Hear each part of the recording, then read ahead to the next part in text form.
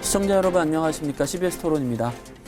대한민국의 20대 대통령으로 국민의힘 윤석열 후보가 당선됐습니다. 0.73%포인트 역대 최소 표차로 당선 여부가 결정된 이번 대선. 극적이기도 했지만 그만큼 풀어야 할 숙제도 많이 남겼는데요.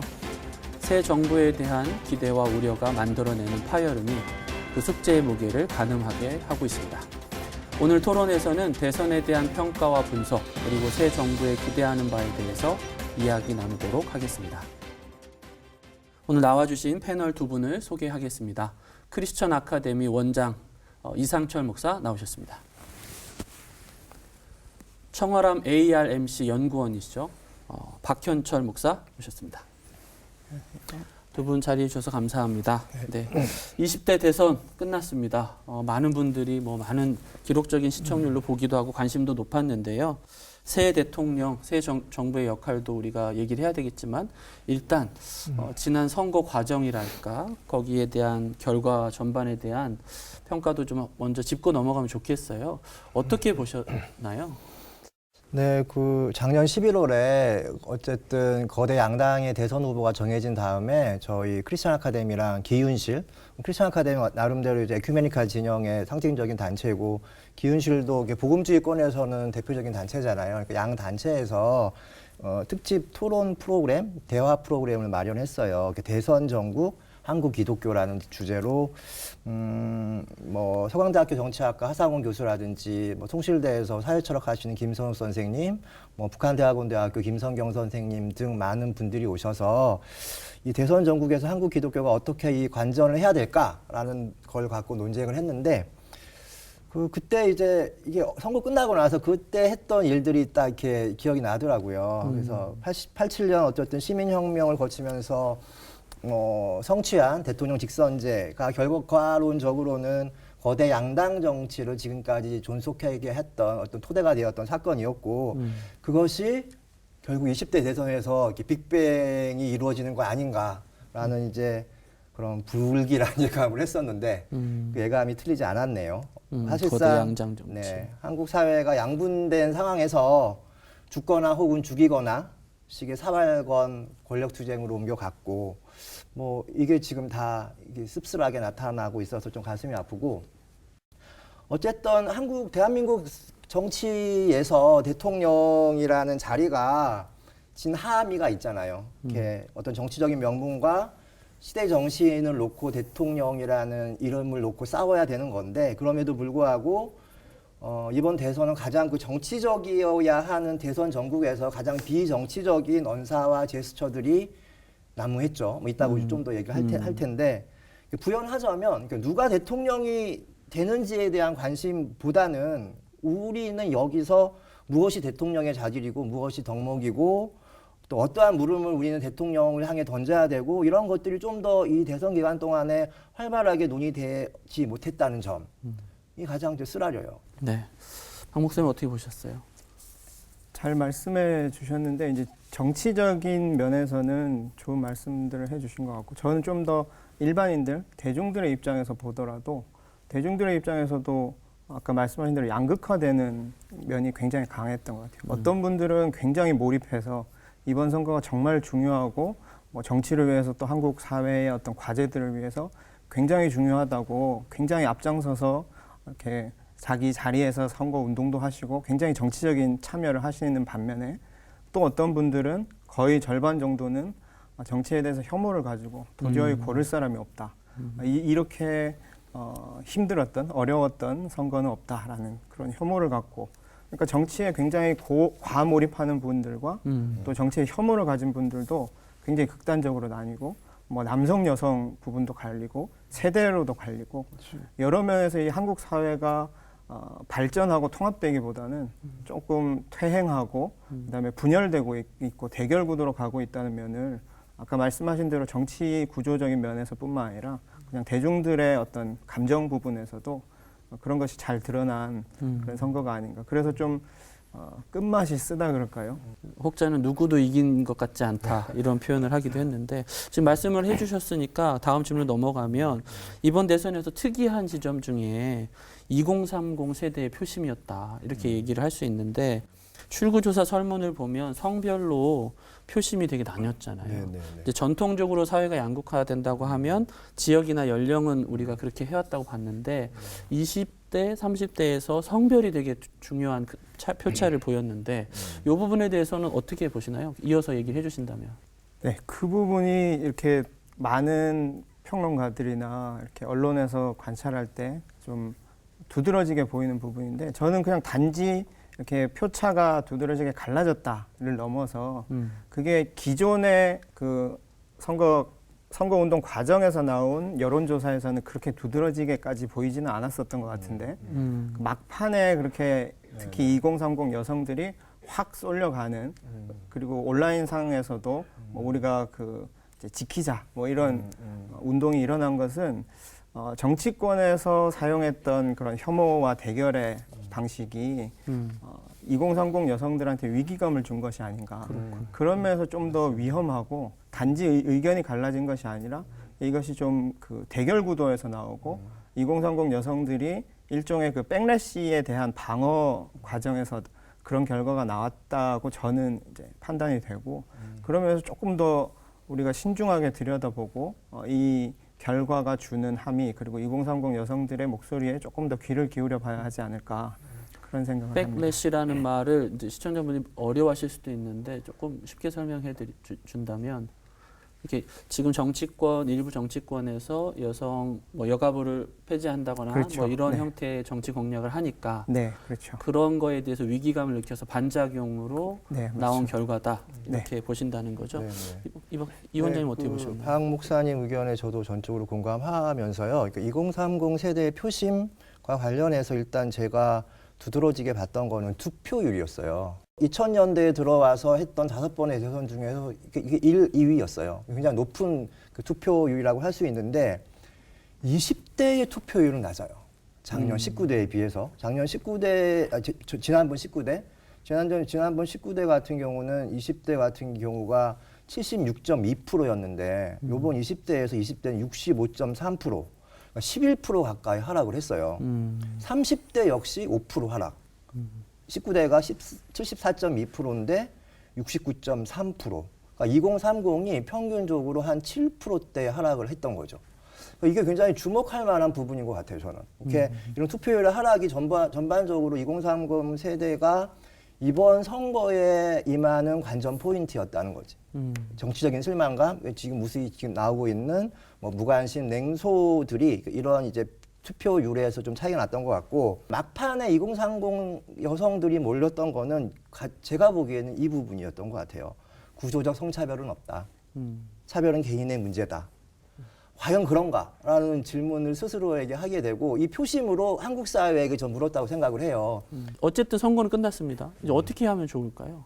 어떤 정치 평론가는 사실 이번 대선 기간, 대선 결과를 보면서 대한민국 사회가 심리적인 내란 상태라는 말까지 하더라고요.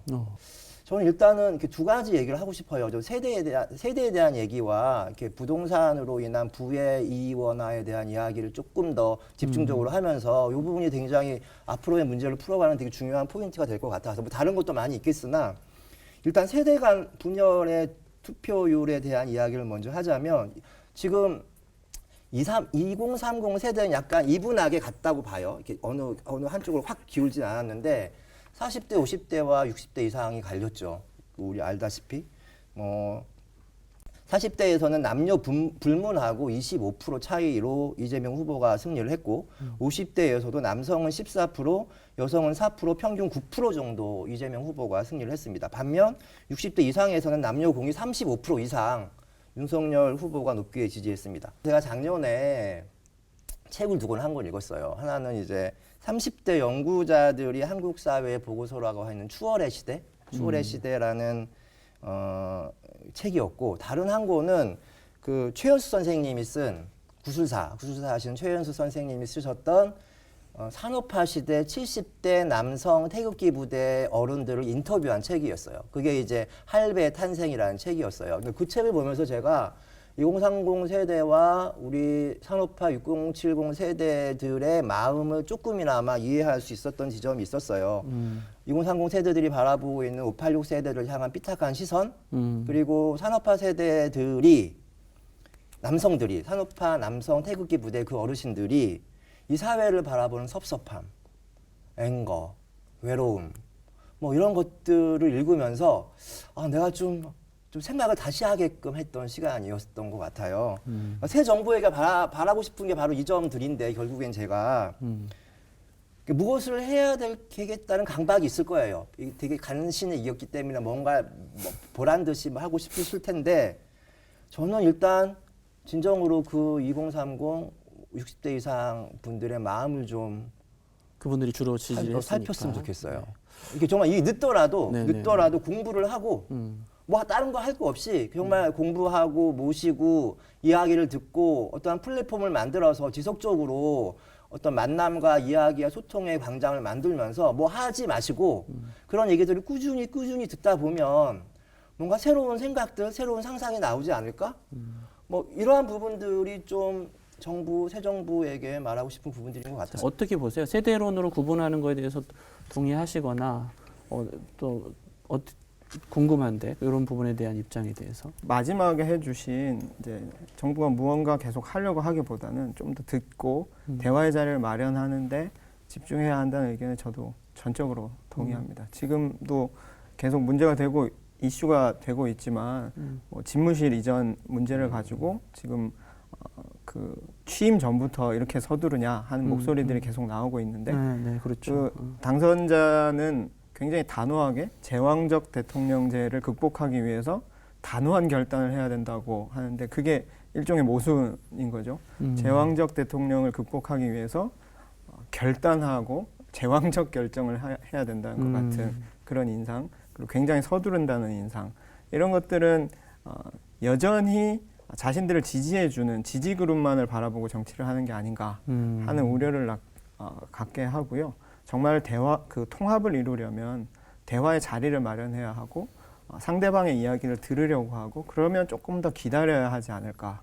우리가 뭐 아이들한테 말할 때도 계속 네 얘기 원하는 걸 얘기해봐 하면 애들이 얘기를 오히려 못 하잖아요. 조금 더 기다리고 여유를 갖고 천천히 가려는 그런 태도를 물론 뭐 급한 정책이나 이런 것들 결정하고 추진하는 것들은 있어야 하겠습니다만 전체적인 태도의 문제에서 조금 기다리는 그런 태도가 필요하지 않을까. 제가 또 하나 이렇게 관전했던 건 뭐냐면은 지금 용산 얘기도 나오고 해서 부동산에 대한 문제가 굉장히 그렇죠. 되게 중요한 부분이었어요. 이번에 윤석열 후보를 지지했던 서울시 구별 상황을 보면 평당가가 4천만 원을 기준으로 평당가 4천만 원 이상의 구에서는 윤석열 후보를 지지했고 평당가 4천만 원 이하의 구에서는 이재명 후보를 지지했다라는 거죠. 그러니까 이거를 선택을 받은 유권자나 안 받은 유권자, 승리를 한 유권자나 승리를 안 한 유권자나 전부 다 이 부동산 평당가 4천만 원을 기준으로 해서 나눠졌다는 굉장히 특이한 현상이 드러났어요. 네. 결과란 독이긴 한데 어쨌든 문재인 정부의 최대 실정이 부동산 정책이었고 그것이 현 정권에 대한 부담으로 부메랑이 돼서 돌아왔고 그것이 또 국론을 분열시키고 민심을 이방케 하는 이번 대선을 바라보는 굉장히 중요한 키워드가 되었던 것 같고 이것은 승리한 사람이나 패배한 사람이나 똑같은 비극인 것 같아요. 그 아까 세대 얘기와 이어서 부동산이라고 하는 지점을 문제를 제기해 주셨고 그러면 이제 새 정부는 부동산으로 나뉘는 거에 대해서 어떻게 이걸 차이를 극복할 거냐 대안을 제시해야 된다 이런 말씀으로 제 들리는데 어떻게 보시나요? 그런 분석은 저도 이제 잘 지켜봐야 될 부분이라고 보는데 한 가지 좀 생각이 드는 거는 그 강남 3구가 사실은 부동산 문제로 평당가 가장 높은 곳들은 어떤 면에서는 집값이 올라가면 더 좋아하는 사람들인데 문재인 지금 이 현 정부는 집값을 너무 올렸다라고 이야기하면서 그런 이야기와 또 집값이 올라서 좋았던 사람들은 오히려 다시 윤석열을 지지하는 이 상황들이 뭔가 좀 맞지가 우리가 않는 단순히 것 숫자로만 보기에는 좀 맞지 않는 부분도 좀 있다는 생각이 들고 그래서 저는 이제 엄밀하게 분석하기는 어렵고 제가 그런 부분의 전문가는 아닙니다만 그 이면에 깔려 있는 감정의 문제를 조금 더 살필 필요가 있다. 그래서 욕망을 말씀하셨는데 욕망뿐만 아니라 이번 선거에서 가장 중요하게 작동한 감정은 혐오, 혹은 서운함, 실망, 뭐 이런 좀 부정적인 감정들이 좀 더 중요하게 작동하지 않았나 생각하고 그렇다면 각 세대별로 그리고 계급 간에 지역별로 깔려 있는 그 감정의 문제들을 우리가 어떻게 살피고 풀어 나갈 것인가 이런 부분에 조금 더 우리가 주의하고 또 정부도 단순히 정책만으로 하기보다는 그런 감정을 좀 살피고 문화를 만들어 나가는 그런 부분에 조금 더 신경을 쓸 필요가 있다 그런 생각이 듭니다. 일단 그래서 그렇게 갈라진 여러 가지 사회 문제, 그다음에 감정들 일이 있다라고 이제 제가 정리를 해보고요. 그러면 이렇게 과열되고 분열된 사회를 어쨌든 이대로 놔둘 수는 없으니까 치유를 해야 되는데 이 사회를 통합하고 치유하는 데 있어서 정부도 정치도 잘 해야겠지만 우리 한국 교회도 어떤 역할을 해야 되지 않나 이런 얘기들을 늘 하는데 문제는 이번 선거 과정에서 교계의 모습이 다 그렇게 별반 다르지 않은 것 같다라는 비판이 있는 것 같아요. 어떻게 보셨나요? 네, 별반 다르지 않다는 비판이 있고 특히 이번 선거를 저는 이제 대학생 때부터 교회의 어떤 정치적인 참여, 사회 참여에 대한 중요성을 많이 강조받으면서 성장했고 일정 부분 그런 흐름에서 제가 성장해 왔는데 이번 선거가 좀 가장 강도 높게 그런 참여의 의지, 교회의 정치 참여 의지가 강도 높게 드러난 것이 아닌가 하는 생각을 해요. 강도 높다는 것이 양을 많이 하거나 이랬다기보다는 가장 선명하고 노골적으로 특정 정당을 지지하거나 자신들의 정치적인 입장을 기존에는 뭐 그리스도인들이 사회에 관심을 가져야 한다 정도의 책임감 정도의 표시였다면 그래서 뭐 선거 감시 운동이나 이런 것들을 했다면 이번에는 훨씬 더 뭐 기존에는 보수 극우 진영이 특정 정치 세력을 형성하는 그런 움직임을 보였다면 이번에는 굉장히 대부분의 어떤 기독교 진영들이 나름의 정치적 색깔을 다양하게 표출하고 좀 노골적으로 표출해 오지 않았나 하는 생각이 좀 들고요. 그 부분에 대해서는 저희가 이제 한국 사회에서 기독교가 진보든 보수든 사회 참여에 관한 여러 활동들을 해온 흐름 속에서 나름 발전해오고 성장해온 부분이 분명히 있는데 지금 이 시점에 한 발 좀 지난 시간들을 좀 돌아보고 우리가 어디까지 와 있고 어느 정도의 어떤 태도를 갖고 있는지를 좀 돌아볼 계기가 되지 않나. 특별히 이번 선거 때 많이 발표됐던 뭐 성명서라든지 여러 가지 어떤 운동들을 좀 찬찬히 복귀하면서 우리가 어떤 부분에서 놓친 것이 있는지 좀 과했던 것이 있는지 좀 돌아볼 필요가 있다는 생각을 합니다. 이제 중요한 얘기 해주셨습니다. 네, 위원장. 이게 정말 질문지 중에서는 그 방송국에서 저에게 보내온 질문지 중에서는 가장 뼈저렸어요. 뼈저리게 다가왔던 문제였고 어쨌든 박 목사님 말씀해 주신 것처럼 이번 선거만큼 교회가 노골적으로 정치에 함몰됐던 적이 없죠. 물론 이명박, 김영삼 장로 대통령 만들기 때와는 또 성격이 달라요. 이건 굉장히 다른 거. 왜냐하면은 대통령 후보자 본인이 무속 논란에 휩싸였고 또 신천지 논란에도 휩싸였던 너무나 종교적인 이슈고 사건을 예상케 했던 그 증상들이었잖아요. 그런 부분들이. 네. 그런 과정에서 에큐메니칼 진영이나 복음주의 진영 할 것 없이 모두 다 반응을 해요. 제각기. 근데 저는 그게 이해가 안 됐어요. 사실. 둘 다 아쉬움이 많았다는 거죠. 어떤 측면에서? 어떤 측면에서 하면 언뜻 생각하기에 무속 논란이 나왔을 때 복음주의권에서 반응이 드셀 것 같았는데 에큐메니칼 진영에서 오히려 반응이 있었고 그것을 반대하는 측면에서 사실 저는 그 무속 논란이 윤석열 후보의 발목을 잡을 수도 있겠다라는 생각을 했어요. 왜냐하면 윤석열 후보의 지지자가 보수 기독교인들이라고 우리가 생각하기에 보수 유권자들의 입장에서는 이 무속 논란이 물론 불편하고 힘들었을 텐데 함구를 한 거죠. 되게 조용했었어요. 그래서 사실은. 보수 기독교는 네, 보수 조용했다. 기독교에서는 그러니까 평소에 교회 밖에 구원이 있다라는 그 종교 자본주의에 대해서 악마적인 발언과 행위를 했던 입장을 취했던 분들이잖아요. 이것에 대해서 한마디 없었다? 라는 것이 일단은 이렇게 의아했던 거죠. 그러니까 신앙보다는 정치적인 신념이 더 셌던 거예요. 신앙 중요하지 않아. 정치적인 신념이 센 거예요. 그러니까 이게 이번 선거에서 어쩌면 한국 개신교인들의 민낯이 이렇게 딱 드러났던 이렇게 사건이었던 것 같고, 에큐메니칼도 마찬가지. 에큐메니칼 진영에서도 무속 관련 비판은 다 에큐메니칼 진영에서 나왔어요. 사실 조목조목 성경 그닥 성경을 인용하지 않았었는데 성경을 인용하면서까지 평소 이웃 종교와의 대화, 뭐 평화, 성경에 대한 문자적인 해석을 경계하고 어떤 다차원적인 해석의 틈을 마련하고, 이게 에큐메니칼 진영의 장점이었고 미덕이라고 저는 생각을 해요. 근데 이번에 보인 행보는 무척 과했습니다. 사실 과했고, 특히 또 뭐 페미니즘이나 성소수자나 이민자나 난민이나 장애인 이슈 등에 대해서도 그 유력 후보들이 사실 이 입장을 표와 감안해서 입장을 뚜렷하게 표명하지 않았죠. 또 물음에 대해서 지연시켰던 것들이 있는데, 에큐메니칼 정서상 이 부분에 대해서도 굉장히 극명하게 이렇게 말을 했어야 되는데 별다른 비판의 목소리가 나오지 않았어요. 한국교회 전체가 자신들의 기존의 신앙을 내려놓고 각자의 정치적인 신념에 따라 그 신앙을 배반하는 일들이 이제 벌어진 거예요. 이게 너무나 저는 좀 부끄러워요, 사실은. 부끄러울 정도로. 에큐메니칼 진영도 그렇고 복음주의 진영도 그렇고.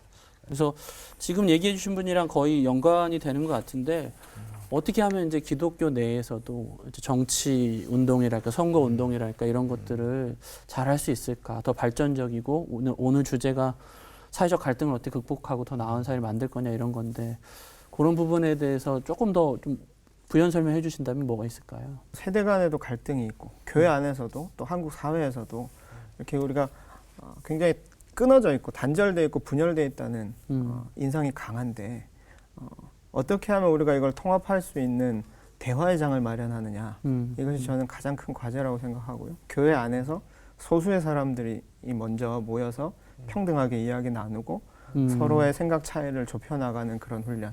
우리가 단지 뭐 기도회만 한다거나 아니면 이렇게 하는 것이 하나님의 뜻이다라는 것을 강하게 확신하기보다는 서로 대화하면서 함께 지혜를 모아서 하나님의 뜻을 발견해 나가고 또 서로를 이해해가는 그 과정이 교회 안에서 일어나고 또 동일하게 한국 사회에서도 좀 일어나야 될 것 같고요. 그래서 안전한 대화의 공간, 그리고 서로 소통할 수 있는 공간, 그리고 갈등이 해소되는 그런 공간을 지금 되게 좋은 얘기 해주신 것 같아요. 안전한 공론장, 안전한 소통의 플랫폼을 만드는 시간이 있어야겠다는 말에 너무나 공감을 하고, 저는 좀 자숙하는 시간을 가졌으면 좋겠어요.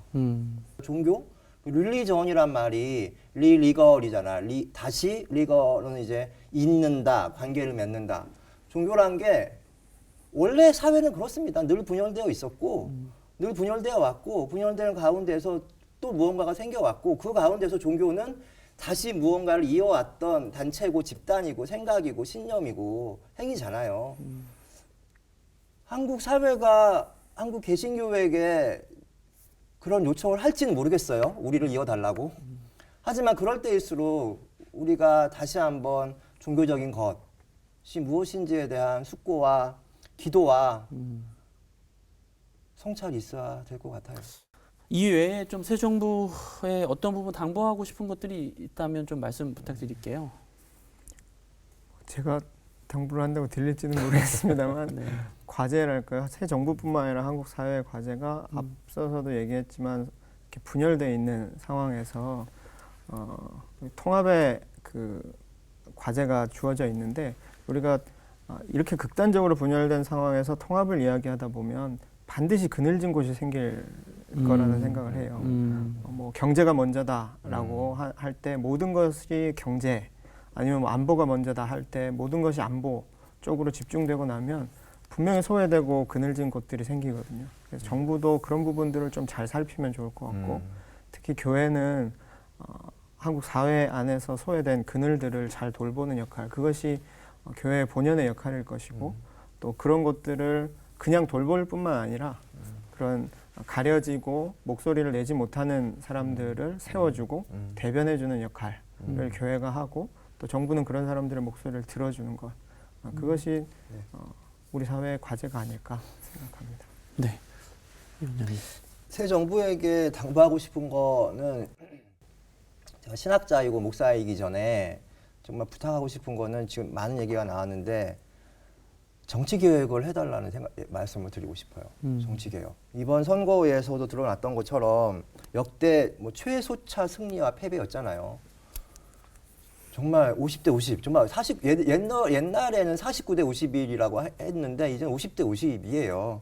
승리한 쪽은 짜릿한 승리의 감격을 누리겠으나 패배한 쪽의 상실감, 절망감, 이 나라 절반이 적대자이고 나라 절반이 우울증 환자인 나라, 이게 어떻게 국가하고 어떻게 민주주의 사회가 될 수 있습니까? 굉장히 다변화된 사회에 맞게 다양한 국민들의 생각과 의사소통들이 이루어지고 선택할 수 있는 그런 공간과 장치를 만들어 주십시오. 이거 새 정부에게 정말 간곡히 요청합니다. 고맙습니다. 박 목사님은 어떻게 보시나요? 이성철 박사님 말씀하신 그런 정치 제도의 개혁이나 뭐 지금 선거 때부터 계속 나왔던 뭐 검찰 개혁이나 뭐 이런 문제들 다 굉장히 중요한 문제이기는 한데 저는 계속해서 사회 안에 갈등이 되고 있고 사람들이 고통받고 있는 뭐 차별금지법 문제라든지 이런 부분들은 이제 이게 뭐 대통령한테 바랄 건 아닐 수도 있습니다만 정치권 전반이 이런 문제들을 조금 진지하게 다시 한번 성찰하면 좋겠고 갈라져 있는 부분들을 봉합할 수 있는 그런 정책들을 먼저 찾아서 좀 실시하면 좋을 것 같다는 생각이 들고요. 선거 과정에서는 어쩔 수 없이 경제나 안보 이슈가 강하게 부각이 되지만 사실은 어떤 면에서 한국 사회에서 더 중요한 것은 뭐 다문화 정책이라든지 뭐 교육 정책이라든지 이런 부분에 대해서 우리가 조금 더 관심을 쏟아야 되지 않나 싶은데 여전히 원론적입니다만 그런 부분들 그늘지는 곳이 없도록 그리고 자신들이 구사했던 전략, 내세웠던 그 정책뿐만 아니라 사회 전체를 고루 살필 수 있는 그런 좀 여유를 갖는 것이 필요하지 않을까. 지금 계속 나오는 게 이제 분열된 한국 사회를 어떻게 소통하고 통합하고 이런 노력을 하겠죠. 교회는 그것에 적극적으로 지지를 해야 된다고 봐요. 그거는 근데 교회뿐만이 아니라 다 할 거예요, 아마. 웬만한 단체들은. 근데 교회는 유니크하게 뭘 할 수 있을까라는 지점인데 네. 또 통합을 하고 소통을 한다는 게 지금 이 비정상의 정상화를 향해 나가는 거잖아요. 과정이잖아요. 비정상의 정상화. 비정상을 정상화하는 과정에서 일어나고 있는 폭력적인 부분들이 있어요. 굉장히 큰 원심력이 작동을 하면서 이 지금이 안 좋은 상황이니까 우리 통합하고 하나가 됩시다라는 과정에서 지금 뭐 어쨌든 취임 요 기간이 허니문 기간이니까 확 몰아가죠. 그러면서 잘 되길 바라고 교회는 이것에 몰두하지만 정말 교회가 할 것은 이 비정상의 정상화를 향해 과정에서 그 정상의 범주에 들어가지 못하는 사람들. 누가 있을까요? 정상의 범주에서 벗어난 존재를 타자라고 하잖아요. 우리 사회 타자들, 여러분들 제가 여기서 일일이 말하지는 않겠습니다. 목소리가 들리지 않는 사람들, 그림자가 없는 그림자가 지워진 사람들. 그 정상과 비정상의 범주에서 이렇게 제거된 사람들, 끼지 못하는 사람들을 교회만이 다가갈 수 있고 교회가 그분들의 편에 서야 된다고 해요. 교회가 딴 건 안 하고 그것만 했으면 좋겠어요. 그것만 하면 아마도 한국 사회에서 교회를 바라보는 시선과 인식이 달라지지 않을까? 그때부터 우리의 교회에 대한 이야기를 다시 시작하죠. 그것만 해도 될 것 같아요. 저는. 교회가 어떤 비슷한 맥락인 것 같은데요. 어떤 소수자라든가 그늘 아까 얘기하셨고 그런 부분들을 좀 교회가 잘 감당했으면 좋겠다라고 했고요. 그러면 새 정부뿐만 아니라 새 정부와 발맞추어서 혹은 보완으로 한국 교회가 어떤 역할을 조금 더 해야 된다고 보시나요?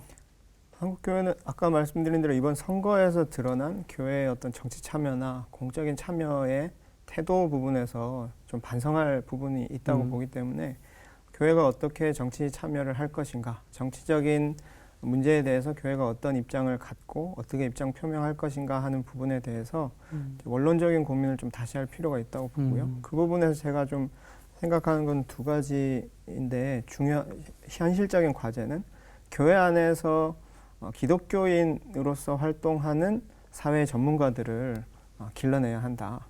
그리고 그분들이 기독교라는 이름을 갖지 않고도 충분히 자기 자리에서 역할을 할 수 있도록 지지하는 그런 역할을 교회가 일단 해야 한다는 생각이 들고요. 교계 지도자가 아니라 각 분야의 전문가들이 정책을 제시하고 또 사회 안에서 참여할 수 있는 계속 강조되어 왔던 부분입니다만 그런 역할이 필요하다는 생각이 들고, 두 번째로는 일반 성도들 그리고 일반 시민들이 조금 더 정치적인 문제에 대해서 고민하고 또 정치적인 언어를 말할 수 있고 의사를 표현할 수 있는 어떤 정치적인 훈련이랄까요? 그런 태도를 교회 안에서부터 조금 배양할 필요가 있다.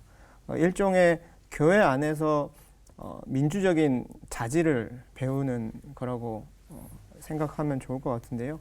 교회 안에서 계속 문제가 되어 왔던 목사 중심의 어떤 위계적인 구조라든지 목사가 이야기하는 것에 대해서 다 아멘으로 화답하고 이렇게 맹목적으로 순종하고 이런 태도들보다는 민주적인 시민답게 서로 토론하고 의문을 제기할 것은 의문을 제기하고 설득하고 하는 과정들을 교회 안에서 신앙에서부터 연습하고 그런 민주시민을 길러내는 그런 요람으로서 교회가 기본적인 기초 공동체로서 작동할 수 있으면 좋겠다 하는 생각이 들고, 이번 선거에서 저는 그 과제가 사실 계속 얘기되어 왔던 부분이긴 한데 우리가 상당히 실패라고까지는 좀 그렇지만 약간 지금 뭔가 방향을 잘못 잡고 있을 수도 있다라는 가능성이 저는 많이 관찰됐다고 보고, 교회가 그런 부분을 좀 다시 한번 다잡고 기본적인 민주시민으로서의 소양을 길러낼 수 있도록 그런 구체적인 행동들을 좀 해나갈 필요가 있다고 생각합니다. 네, 고맙습니다. 오늘 말씀 감사합니다. 네.